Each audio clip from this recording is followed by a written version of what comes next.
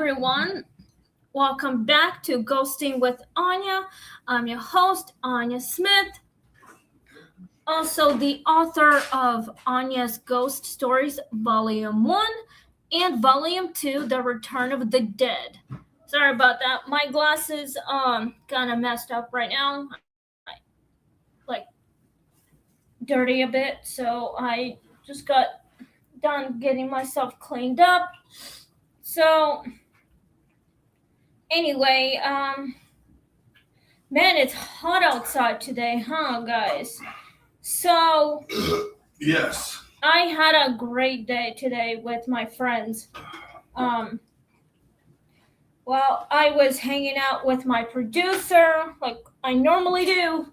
So it was like 87 degrees outside. That is so hot. That's like almost 1,000 degrees out, but hey, we were at the library for like almost an hour. So anyway, thought maybe I would want to walk home after the library, so I did. But yeah. Anyway, so we have a new story for you guys tonight. It is called The Couple in Cabin 9. Something to do with spirits. Like two married couples that, well, a husband and a wife are in cabin 9. Like previous people who were in cabin 9 have passed away, and now there's like more people perhaps staying in cabin 9 when they're on vacation or something like that. Sorry about that. My hair is a bit wet because I got cleaned up. Now I'm here. So anyway, my plan was to go to Funplex this week, but I'm not sure if we're about to go yet, but I don't know yet, babe. We'll find out. Yeah. Also, there's a new movie, which is the live-action version, is coming out this Friday at July 10th. I hope you guys are ready to see it because I want to go see it. But apparently my husband has to work that day, especially at Marco's Pizza. He promised he would take me, but then he's backing out. I didn't know what day it was coming out, though, babe. It was July 10th. Oh, well. This Friday. I'll make it up and I'll take you. Mm-hmm. I love you. I think you're backing out because you don't want to go see it. I do. Yeah. So anyway, I don't know if I'm going because my husband doesn't want to. I do. Yeah, I think he's just bailing out. But he just wants to go to work instead of movies. So, I don't know. Even Saturday he won't be able to because he's working from 12:30 to 12. Actually, I'm off 8. Saturday. So maybe we might be able to then. I thought you were working this Saturday like you usually do. Sunday. No, I'm off at 4:30 on Saturday at Marriott. Yeah, so like I said, he's working Saturday, but he also has to go to that temple thing on July 9th, which is Thursday. Well, Saturday we'll try and go to a movie. Yeah, but then you end up doing something else. Nope, I'm going to try to take you to a movie. Yeah, so if your kids like Moana movie, I think they would like to go see it. So there's a young girl named Catherine. That's her real name, but she played Moana. So Dwayne Johnson is back, but this time he's playing Maui as himself in a live action. So I love Dwayne Johnson. I've seen his movies. There is one called Red One, and he did Jumanji with Kevin Hart, Jack Black, and Karen Gillan. So we'll go Saturday. I got the tickets. You got the popcorn. I have $107 left in me. Okay. Yeah, because I spent $19 a deodorant. Cool. You can buy the $20 couple package. What about it? I just also ordered the earwax removal. Yeah. I needed that because I'm tired of using ear We'll talk swabs. later, baby. No, I'm serious. So anyway, sorry about us bickering all the time. Well, we fight. That's normal thing, because we're a couple. So yeah. Anyway, we have a new story now. So I hope that you guys are ready for the new story. Anyway, if you guys love the story, if you guys love podcasts like mine, live stream, please give me a heart emoji and some thumbs up. So, give me some smiley face and thumbs up. If you don't like it, give me thumbs down. You can go to my producer's podcast and it's called Ask Fearless. So he is still working on his school stuff. So whenever he goes to podcasting, you're always welcome to check out his episodes on YouTube. So he's got 2 of them actually. It's called Ask Fearless, which is the first one, and the other one is called Read with Fearless. You can find him on TikTok. You can find him on YouTube. You can also find him on Facebook. So anyway, so let's get started on this story. I just want to say thank you guys for watching my show and being very supportive and giving me thumbs up, giving me a lot of good comments. So thank you just for being right here on live stream. So anyway, get yourselves some drinks. I've got mine. And anyway, let's get started. Please click like, share, and subscribe. And let's get started on the story. The Couple in Cabin 9, Season 5, Episode 186. Alex and Jordan had not intended to stop at Pine Hollow Lodge. They intended to make the drive through the mountains before the weather turned and get to the city by midnight. But intention does not matter much once sleet starts collecting under the wipes and the radio warns of closures behind you as fast as the road disappears ahead. The launch appeared out of the dark, like a compromise no one wanted but everyone could defend. Warm light, a vacancy sign, and 10 detached cabins arranged around a central gravel lot. The clerk assigned them Cabin 9 and gave them brass key with no electronic backup because these doors like old ways. Cabin 9 smelled of cedar smoke, damp wool, and age hidden under repeated cleaning. Alex was too tired to care. Jordan noticed first that there were 3 mugs by the stove instead of 2.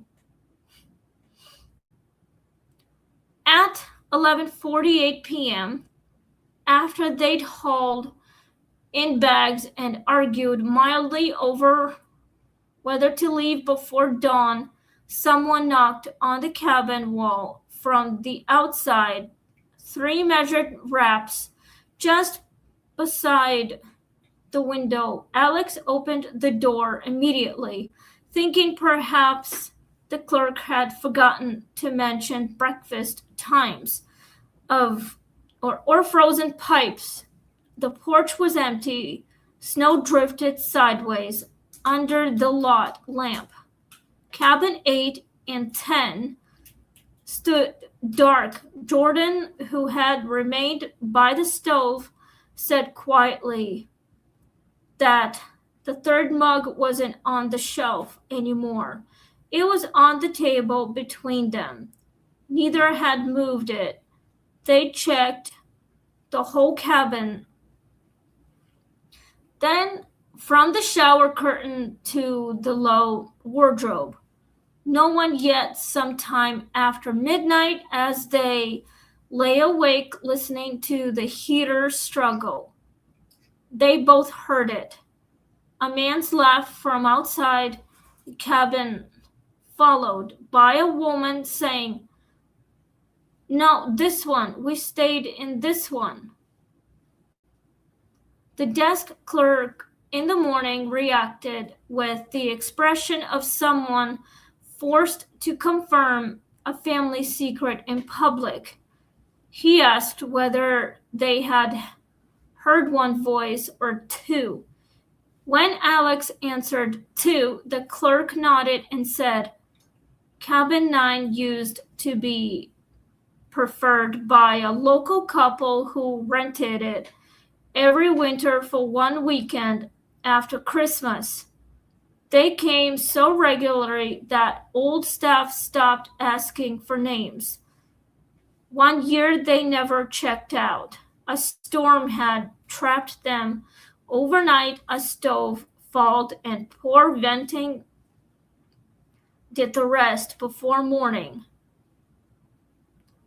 After the guests in cabin 9 occasionally reported moved tableware, unexplained footsteps on the porch, or the feeling that someone else had almost joined them at breakfast.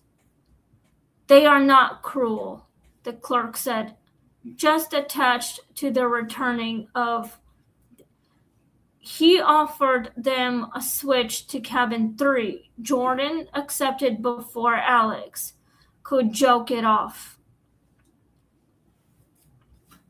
That should have ended the story, but mountain weather did not cooperate.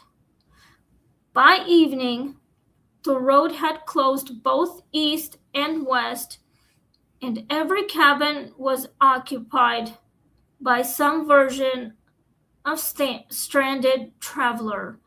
Alex and Jordan were forced to stay one more night, this time in cabin 3, smaller and less atmospheric. Cabin 9 remained dark across the lot, its porch collecting snow. Around 10:30, when guests clustered in the lodge office checking road updates, Jordan noticed something odd through the window. Cabin 9's curtain had been drawn open from the inside. A lamp glowed on the table. Two shadows moved across the wall, one taller than the other, pausing where the stove and bed would be. Alex saw it too. The clerk pretended not to until Jordan asked directly whether anyone had checked in there after all. "Not officially," he said. The storm worsened overnight. Around 1 a.m., the power flickered through the property, and one of the newer electric heaters in cabin 4 failed. A family with 2 small kids was moved into the lodge common room, leaving little spare capacity anywhere. Alex, annoyed and sleepless, stepped outside to smoke under the eave. Despite Jordan's objections, Cabin 9's door stood open a few inches, spilling amber light onto the snow. I'm sorry, guys. I am so tired. I don't know why I'm always yawning. I'm just tired. I've been running errands with Fearless, getting some food and getting drinks probably, and going to the library. Also, retrieving my producer's glasses. Back in Iowa, he got really awesome sunglasses. Well, it's like regular glasses, plus if you go outside, they turn into like dark shade of sunglasses. But inside, they're just like regular clear glasses. But it's really awesome. And it's almost like they have, I don't know, like say camera or whatever. It's like meta. That's what it's called, meta. But it can do anything, it can record anything. Like if you ask a question, it'll tell you the right answer to like the weather thing or playing music or whatever. You can like, I don't know, answer phone calls, texts, or something like that. Just some invites. That's pretty cool. It's called the Meta sunglasses. Cool. Or regular glasses. But yeah, it's called Meta. It's really awesome. Anyway, let's get back on the story. From inside came the clink of mugs and a murmured conversation too soft to make out. Then the woman's voice, clearer than before, said, "They'll freeze out there if no one gives up the room." Alex, who had no appetite for moral advice from dead strangers, almost went back inside. Instead, he crossed the lot and put Benigne's door wider. Warmth hit him immediately. Real warmth. Stove heat impossible in an officially vacant cabin. Inside the place looked lived in by another decade. A man in shirt sleeves stood by the stove with one hand on a woman in a thick cardigan. Sorry guys, I keep yawning. I'm tired of it, but I'm just tired. Cardigan, folded blankets at the foot of the bed. Neither looked transparent or theatrical.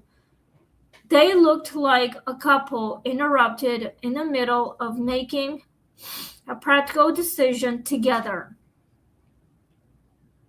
The woman turned first. "They can have it," she said, not to Alex exactly, but through him to the current emergency of the lodge.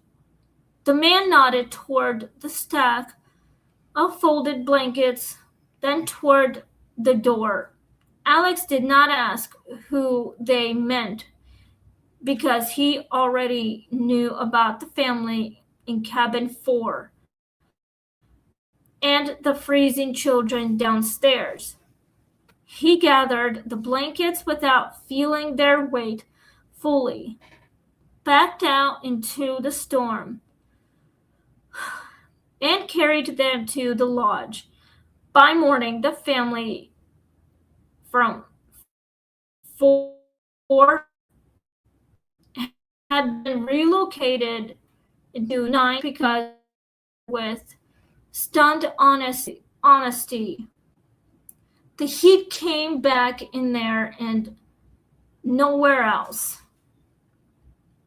When the roads reopened, the stranded guests left in the usual rush of gratitude and complaints. The family from cabin 4 stopped by the office to thank the staff specifically for whoever made up the extra bed and left the cocoa mugs out for the kids. The clerk looked at Alec and then at the keyboard. I'm sorry, guys. I am really tired. I don't know why. It's just I keep yawning for no reason. Sorry about that, guys. I'm just extremely tired. When I got home, I had to just relax, and at 5, I fed the baby and sent her to sleep. So she's right here, asleep, and she loves hearing my voice. My cat. She loves hearing mommy's voice. All right. Okay. Okay. The clerk looked at Alex and then at the keyboard without answering. Cabin 9 was empty by checkout. Lamp off, curtains closed, stove cold.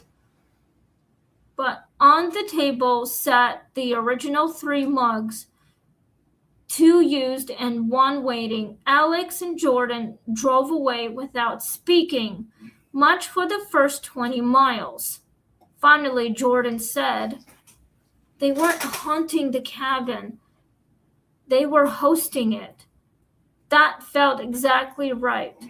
Some places remain occupied because the dead are unwilling to stop receiving whoever arrives cold and late.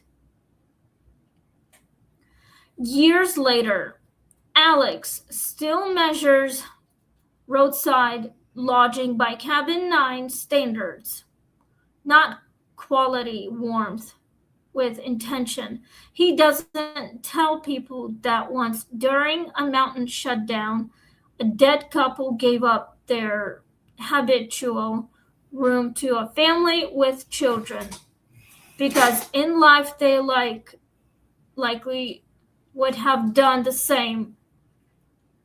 It sounds too sentimental for modern taste, but every winter when travel turns ugly, he remembers the folded blankets and the impossible stove heat and thinks maybe devotion to each other had extended outward into hospitality. That's a better haunting than most people deserve. That is so beautiful. I mean, if Chris and I ever went to the haunted lodge somewhere in the mountains, yeah. Maybe we might stay if we wish to. True. And we would definitely would let the spirits pretty much, I don't know, host a party or host the cabin or whatever they were doing. Even though they're dead, we don't even know what their names were. So, but yeah.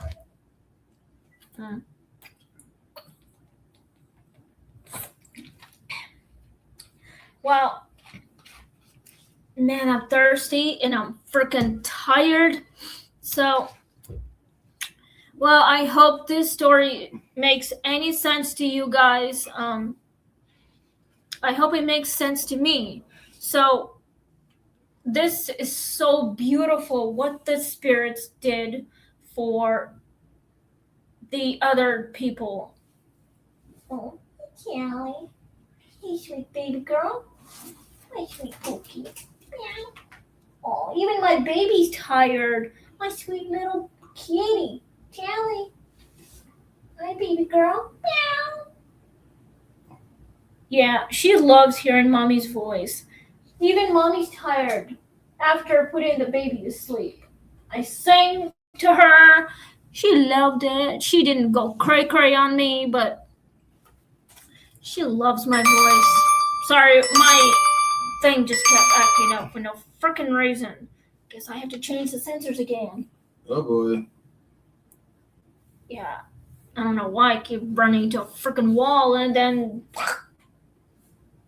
Sorry about that. My Dexcom is like acting up for no freaking reason. I guess I'll have to change the sensors again or take a break from it. Just use old-fashioned way to test my blood sugars. So anyway, I hope this story made any sense to you guys. And do you guys think that this story was beautiful? What the spirits did for the family? Would you guys ever stay in cabin 9 for the vacation? Sure. I probably would. If it had any heat and electricity on, so we can charge our cell phones. So I can do my podcast anywhere. Cool. If there was one. But anyway, we haven't gone camping in a while. Last time we went camping, it was like, when did we go camping? A couple of years ago at Mahoney.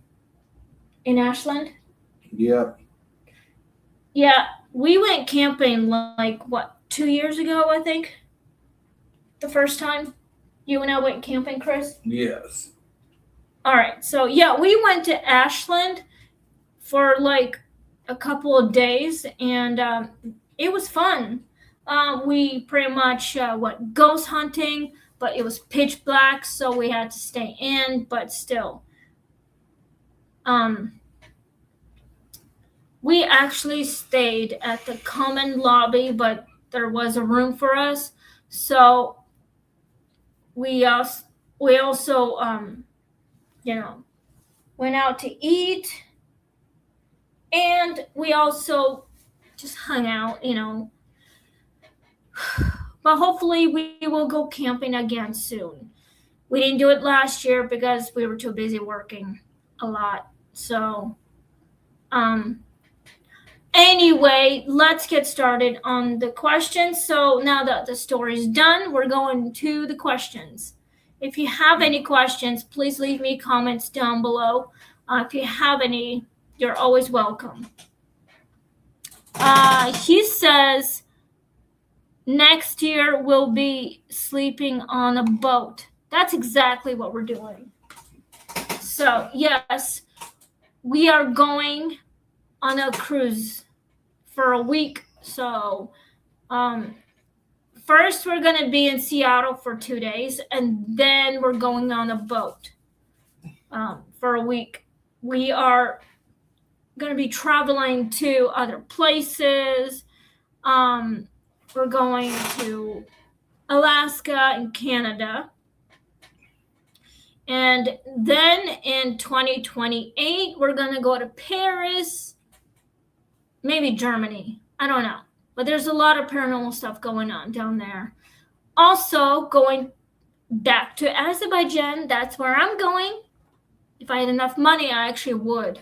So my father wants to see me, my sisters, my brothers, who are married to my brother-in-laws. So I get to meet my brother-in-laws, finally. And I get to see my sisters again. I haven't seen them in like 7 years. So last time I saw my sisters is when I met them the first time, but they didn't have husbands back then. They weren't married. They didn't have boyfriends. They didn't have kids. That's why. But now I get to see my sisters with their husbands and the child. I can't wait. I'm actually excited to go see my family, my dad's side. And what my husband is saying now, eat amazing croissants, steak fries, and bakery sells sandwiches, dessert and drink combo. That's exactly what we're doing. And I'm actually excited for that too. But croissants, I need an actual breakfast besides croissants. That is breakfast in Paris. Yeah, well, my mom doesn't think so. Well, no, she's not French. That's because she never went to France in her life. Well, let's continue with the question. Well, anyway, let's get started on the questions. I hope you guys are ready for it. Let me know if you are. If you have any opinions, please leave me comments down below. And you're always welcome to join me on live stream. Anyone can. So, also, the actors of any TV show is always welcome to join me on the show, my show, right here on Ghosting with Anya, like Lucy Lawless or her co-star Renee O'Connor, Ted Raimi from Xena, of course, and Kevin Sorbo, if he chooses to. I am a big fan of his show. I've seen his show, the Hercules show, and with Xena in it, and Michael Hurst as well. They're all amazing people. I've seen Kevin Sorbo's other show called Andromeda. Love that show. So he is always welcome on my Ghost TV show. Like, it's not really a TV show, but he is always welcome to join me on my paranormal on my YouTube channel. So anyone who is always welcome, especially Travis Fimmel. He is always welcome too. I've seen his show called Vikings. It is on Netflix. You can watch all the seasons, and it's an amazing show. So he is always welcome. If he's watching this show, hello, Travis Fimmel. I hope you are watching this, and you're always welcome to join me. If you love paranormal stuff, you can always leave me a comment down below. I have my husband, Chris, here, and our cat, of course. Anyway, let's get started on the questions. I know I'm kind of babbling about it. So anyway, let's continue on this. The show is nearly done anyway. I got other shit going on tomorrow, so maybe Fearless has his podcast. So I need to finish reading my novel. I'm nearly done with it, but anyway, I really need to get back on that. So let's get started on the questions. Would you have stayed in cabin 9 after hearing the voices the first night? Yes. I definitely would. If I ever gone to cabin 9 to investigate it, not just staying overnight, I definitely would, yes. Even for a couple of days or something, or whenever. So anyway, it is actually fun going, like, I don't know, like staying in cabins, like say camping out, hearing ghost stories, like maybe seeing them, especially at night, and maybe get the story from people.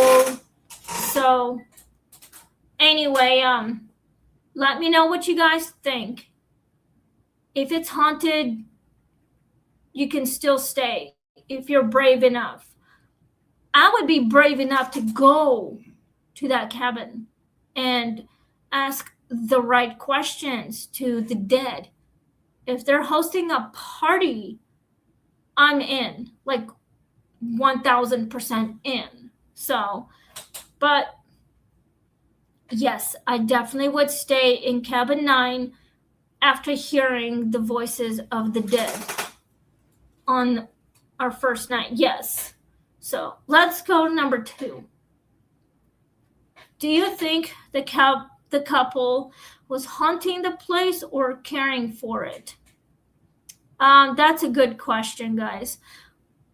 If the dead was haunting the place where they died, they would probably trying to figure out how to move on. No, they're not haunting the place. They are caring for it. They thought they were living in that place, but they're actually renting it.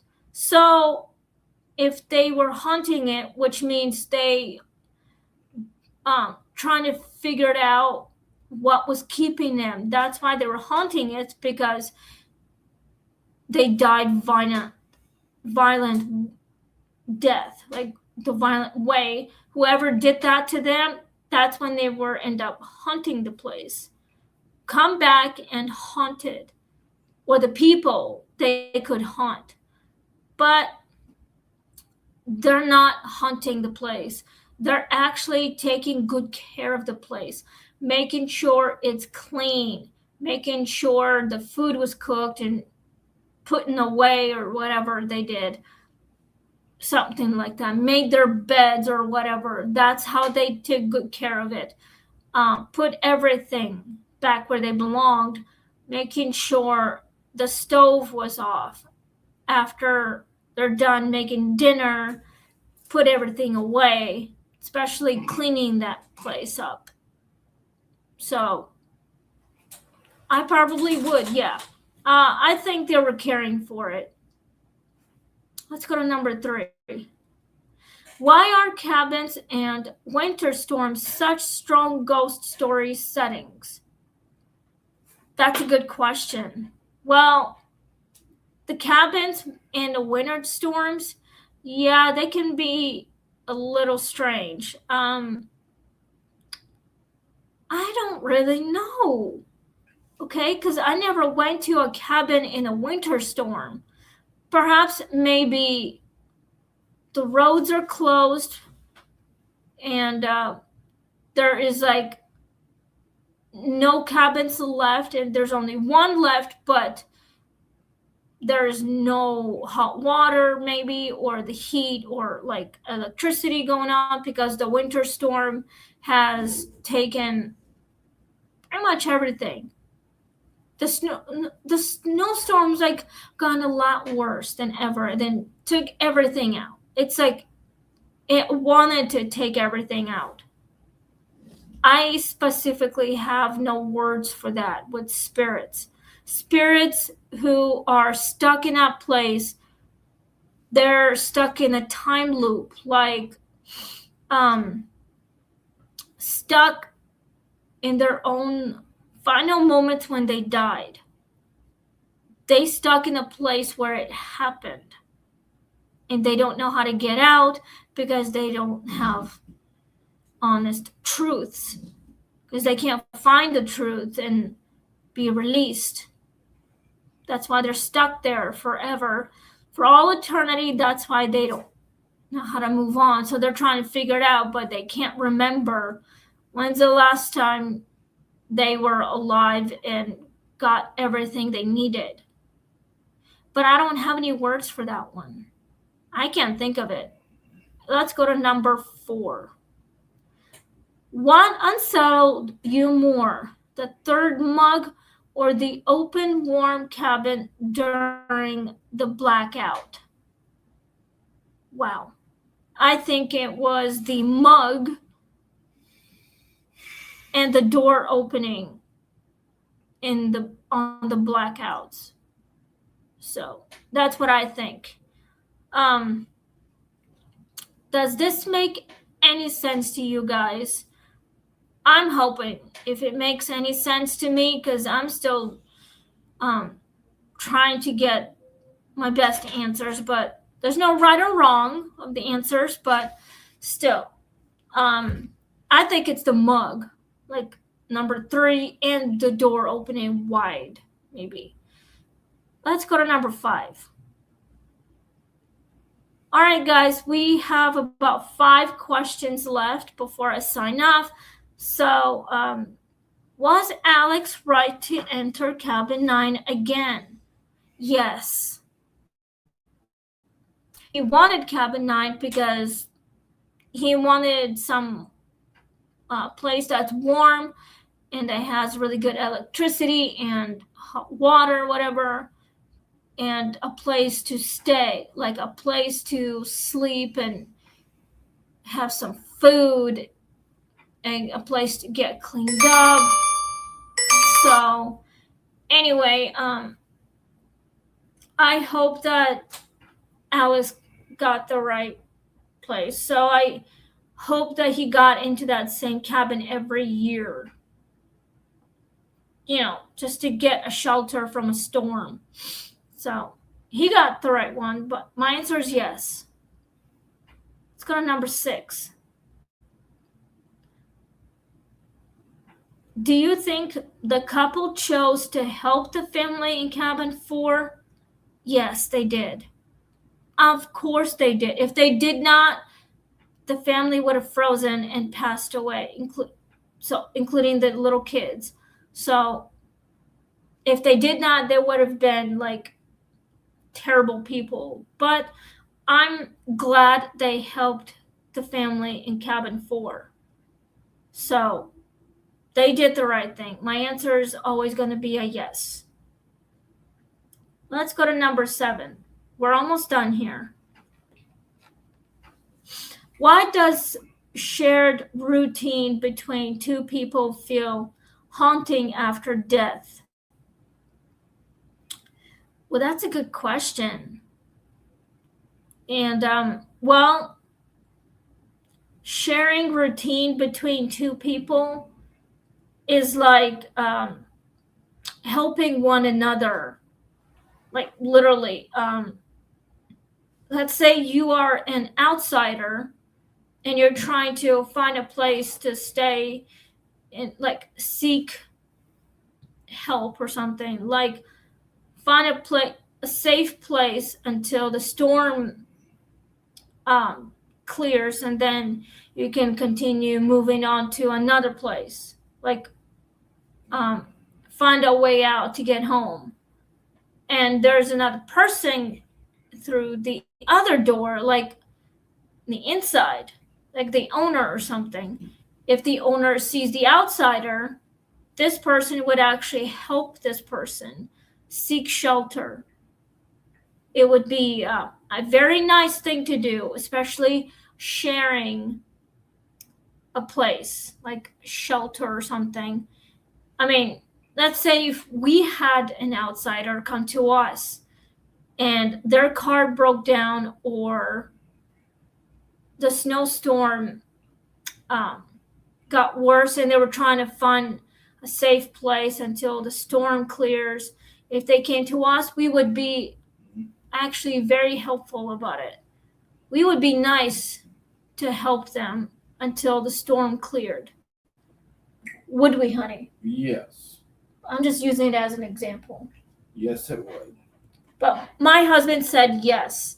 So in death,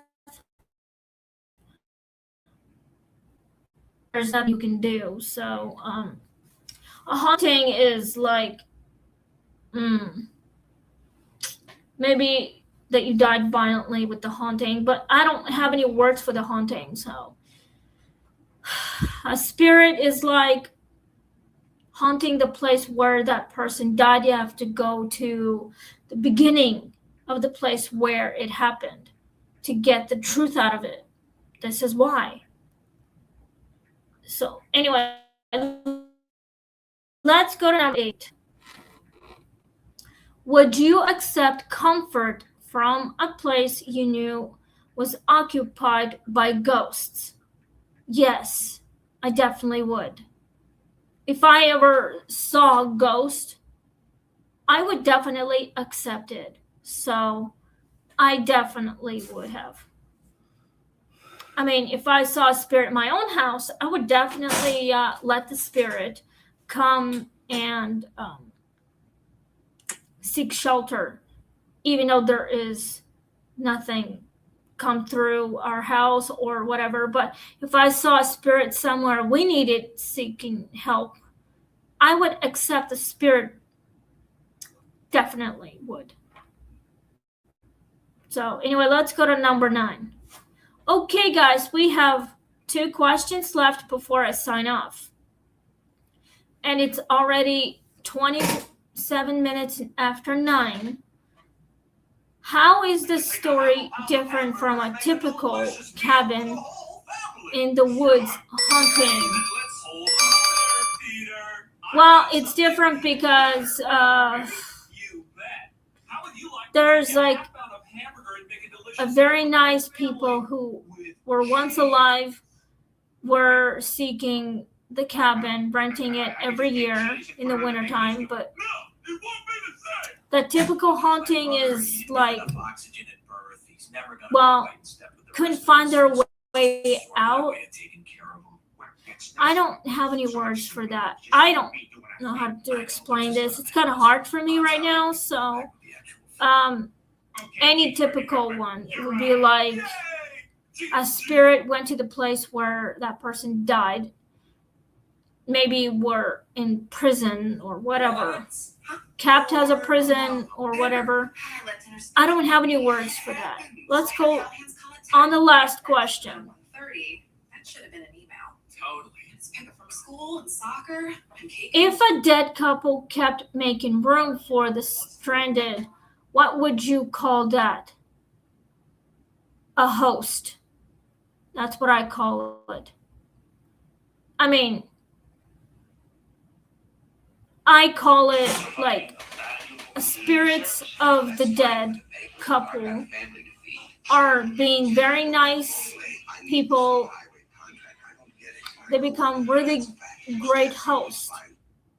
That's what I call it. So, same question for you.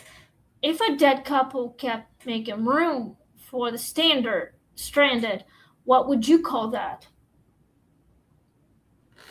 Literally, what would you call it? Destiny. And there you have it, people. It's destiny. It's fate.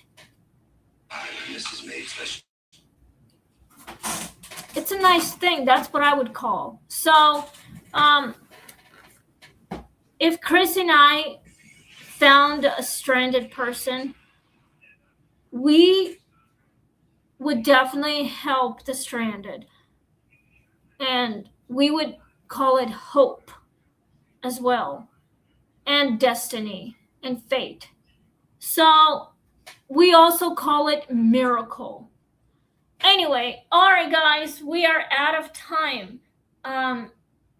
Just want to say thank you guys for watching this video, all my videos, and thank you for participating on that. Hopefully, I want to thank my husband, Christopher Stephen Dady, to participate. And tomorrow we have a new story for you guys. It is called The Professor in the Observatory. This is a new one. So we'll be on episode 187. So we have about 100 videos left. But yes, so thank you guys and have a wonderful night. Stay safe and have fun, stay spooky, and enjoy the great summer. If it's like over 100 degrees, you should go to the swimming pool and get some cooled off, like a swimming pool or whatever, public pool or whatever you guys go to. Have a pool party, maybe. That would be awesome. Go to Funplex or something. We're probably gonna figure out what to do. So, anyway, thank you guys, and see you guys on my next episode of Ghosting with Anya. So tomorrow night at 8:30 p.m. to 9 p.m. So don't forget to click like, share, and subscribe. And thanks for watching, and have a wonderful night. See you next time, and stay safe. May God bless you all. I gotta go get ready for bed, and see you guys tomorrow night. Bye.